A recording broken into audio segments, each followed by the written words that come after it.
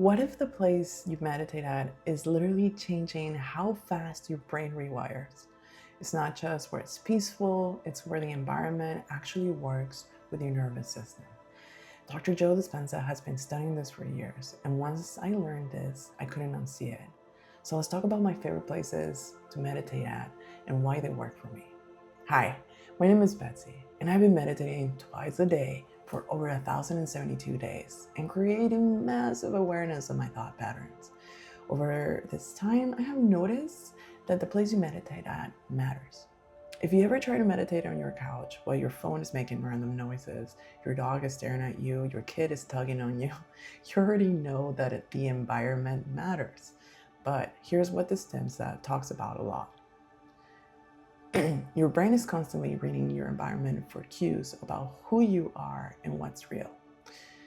So if you want to break out of yourself, which is literally what his work is all about, you need to get your body into a space that doesn't remind you of your past. So let's get into it. My favorite place, nature. But I'm not just talking about sitting on a rock. I'm talking about walking meditation. Because this one is a game changer, especially if you're someone who struggles sitting still. The idea is simple. You're moving slowly and deliberately, fully focused on the present moment. On each step, feeling the earth beneath you, your breath, the sounds around you. No podcast, no music, just you and whatever's outside. And here's why it works so well with Dispenza's framework. He talks a lot about getting out of your head and into your body. Walking meditation does exactly that. You're anchoring your awareness in the physical sensation, the ground under your feet, the air on your skin, while your mind quiets down. Nature makes even more powerful. The trees, the open sky, maybe some water nearby. Your nervous system drops into that calm alpha wave state almost automatically. Even 20 minutes has a big impact.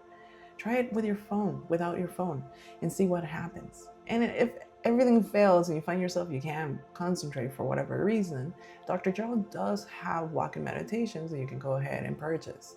Those are really powerful and very effective. Just highly recommend you listen to the instructions first.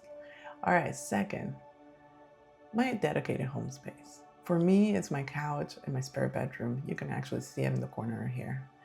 And this one is underrated. Dispenza talks a lot about conditioning your mind and body. When you meditate in the same spot every day, your brain starts to associate that corner, that chair, that little setup you created with going inward. It becomes a trigger. So over time, you sit down and your brain already knows what's coming.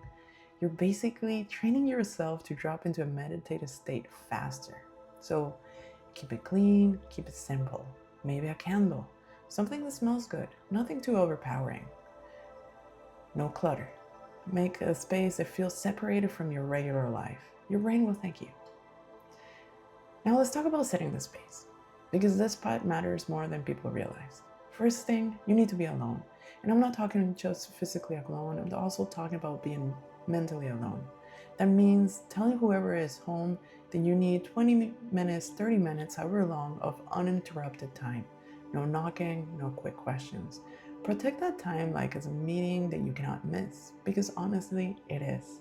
Second, silence. Oh my God, that golden silence.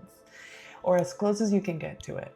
Dispenza is really clear about external noise keeps pulling your brain back out to the outside world, which is the opposite where you're trying to go. If you live in a loud place, try some soft ambient noise, meditation track. But ideally, real quiet is the goal. And then the fur babies or your kiddos. Look, we love them. I love mine. But your dog's cold nose on your hand, or your cat deciding that your lap is now their lap, or your kid constantly tugging you, well, that will yank you right out of deep state instantly, especially in the beginning. So before you sit down, get them settled somewhere else. Give them a treat, put them in another room, whatever works. It sounds small, but this is one of the most underestimated things people skip, and they wonder why they can't focus. So really, if you're starting meditation, set yourself up for success. In the beginning, it's going to be crucial that you go into a quiet space where it's just you and yourself. I can tell you from experience, from meditating so much now, that I can meditate anywhere. Doesn't matter how loud it is or the smells that are around there. If I close my eyes and I go in, I go in.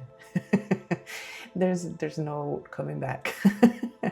But in the beginning, I gave myself those rules so I was able to learn how to get into those deep states. So at the end of the day, you guys, Dispenza whole message is that you're literally building a new self every time you sit down to meditate. And your surroundings are either helping you with that or fighting it. So set yourself up for success. Find your spot, protect your time, kick the dog out with love, always with love, and then show up for yourself. If this was helpful, drop a comment where you like to meditate and hit the subscribe because we have a lot more of this coming. Thank you so much for listening. Namaste. Have a beautiful day and keep meditating.